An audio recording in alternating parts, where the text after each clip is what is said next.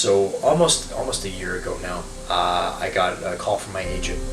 Jeremy, I need you to read this role. As always, whenever my agent would tell me to jump off a bridge, I would jump off a bridge because I trust her so much and I love her.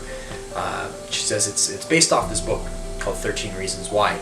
They want you to read for the role of Clay. And I thought, oh, okay, this is cool. Looked into it. Clay is a lead character. So the network really wanted me just to read for that role.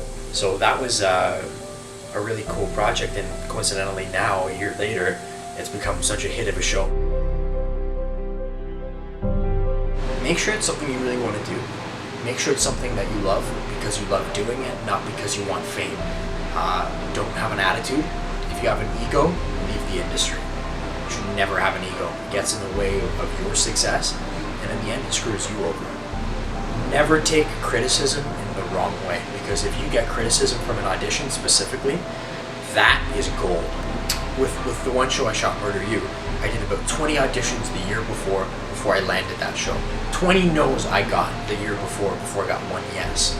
Just be really positive, be your biggest fan, because a lot of times other people won't. Coming from a theater background or even acting in film in high school, you're used to just shooting your stuff and then you go to the next thing, whereas here you're doing your scene and somebody else is doing their scene, and you've got crew running back and forth, and some people are being on call for later, so some scenes aren't being shot yet, and you never shoot anything in chronological order, very rarely, so that's a challenge in its own right. Yeah, my approach is very much, I always create a backstory and understand my character. If I understand him, my next step is, how did I get him to this point where we are right now?